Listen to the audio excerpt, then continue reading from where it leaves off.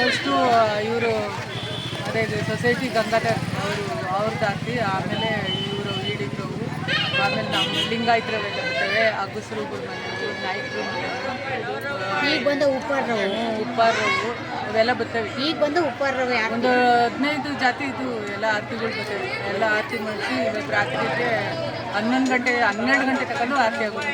12 ಗಂಟೆ ಆದಮೇಲೆ ತಿರ್ಗಾ ದೇವ್ರನ್ನ ಪೂಜೆ ಮಾಡಿ ಹಿಡ್ದ ಎದ್ದು ಊರಿನ ಗ್ರಾಮಸ್ಥರು ಎಲ್ಲ ದೊಡ್ಡವರೆಲ್ಲ ಸೇರಿಕೊಂಡು ತಗೊಂಡೋಗಿ ಅದನ್ನು ತಿರ್ಗಾ ಮೆರವಣಿಗೆ ಮಾಡ್ಕೊಂಡು ಪೂಜೆ ಮಾಡ್ಕೊಂಡು ಎಲ್ಲ ಊರಾಚೆಗೆ ಸಾಗಾಕ್ತಾರೆ.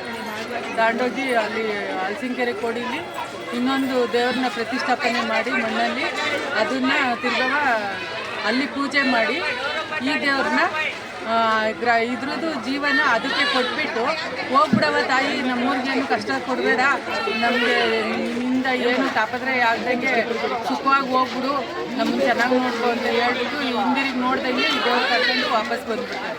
ಅಷ್ಟೊತ್ತು 1 ಗಂಟೆ ರಾತ್ರಿ ಆಗಿರುತ್ತೆ. ಅಲ್ಲಿ ಊರಾಚೆಗೆ ಪ್ಲೇಗ್ ನಮ್ಮ ಅಂತ ಇದೆ. ಇವಾಗ ಯಾವಾಗಲೂ 150 ವರ್ಷದ ಹಿಂದೆ ಪ್ಲೇಗ್ ಆಗಿತ್ತಂತೆ ಊರಿಗೆ. ಊರಿನ ಜನ ಎಲ್ಲ ಊರಾಚೆಗೆ ಹೋಗ್ಬಿಟ್ರಂತೆ, ಊರು ಬಿಟ್ಬಿಟ್ಟು.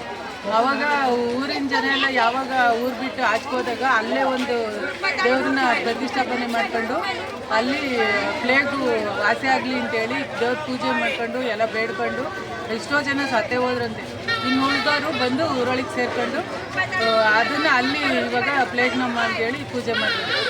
ಇದು ಪೂಜೆ ದಿವಸ ಅಲ್ಲೂ ಗ್ರ್ಯಾಂಡಾಗಿ ಪೂಜೆ ಇರುತ್ತೆ. ಅಲ್ಲಿ ಇದು ಸುಗಮ ಸಂಗೀತ ಅದು ಇದು ಊಟ ಫಲಾರ ಎಲ್ಲ ಕೊಡ್ತಾರೆ. ಬೆಳಗ್ಗೆ ಸಾಯಂಕಾಲ ತನಕ ಪಾನಕ ಹೆಸರುಬೇಳೆ ಎಲ್ಲ. ಇವತ್ತು ಇಲ್ಲಿ ಏನು ಪೂಜೆ ನಡೀತಿತ್ತೋ ಅಲ್ಲಿ ಅದು ಪೂಜೆ ನಡೀತದೆ. 2 ದೇವರು ಒಂದೇ ದಿವಸ, ಒಂದು 15 ದಿವಸ ಮುಂಚೆಗೆ ಅದನ್ನು ಮಾಡಿರ್ತಾರೆ. ಆದ್ರೂ ಇವತ್ತು ಗ್ರ್ಯಾಂಡಾಗಿ ಮಾಡ್ತಾರೆ. ಎರಡು ಒಂದೇ ಪ್ಲೇಗ್ ನಮ್ಮ ಅದು ಇದು ಊರು ಮಾರಮ್ಮ.